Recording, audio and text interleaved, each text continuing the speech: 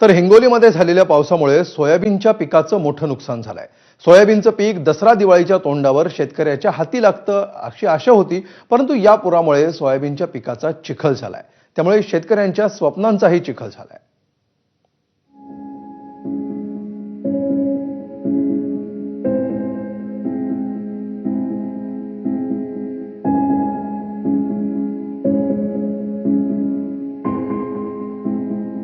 काल हिंगोली जिल्ह्यामध्ये पावसाने हाहाकार घातलेला आहे। सगळ्या ठिकाणी पूर परिस्थिती निर्माण झाली होती। कयाधू नदीला सुद्धा महापूर आला होता। कयाधू नदीनं रोदरूप धारण केलं होतं। या पुरामध्ये जे ते शेतीचं अतोनात नुकसान झालंय। मी सध्या डोंगरगाव पूल गावाच्या शिवारामध्ये आहे। या ठिकाणी सोयाबीनच्या शेतीचं अतोनात नुकसान झाले। नेहा आणि मधुकर कलगुंडे यांचे हे दाम्पत्य आहेत। दादा, किती शेती होती तुम्हाला? 1.5 एकर जमीन आहे माझा। बरं, तर 1.5 एकर मध्ये आपण सोयाबीन टाकलं होतं। हा, तर तो कालच्या पुरानं एकदम समजा आमचं भरपूर नुकसान झालंय बघा। तर आमचं 50 ते 60 पर्यंत झालं बघा समजा खर्च आमचा। बरं, हा, शेतीला लागलेला।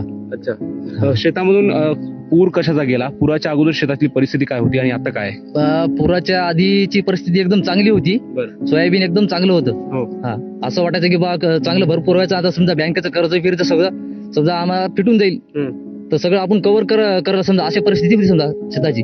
तर आता काही राहिलं नाही। मोठ्या प्रमाणामध्ये पुराचा गाळ सोयाबीनच्या पिकावर बसलाय। त्यामुळं आता जी मदत मिळते त्यापेक्षाही जास्त पैसे खर्च करून हे शेती नीट करावी लागणार आहे, असं शेतकरी सांगतायत। माधव इतके, एबीपी माझा, डोंगरगाव पूल, हिंगोली।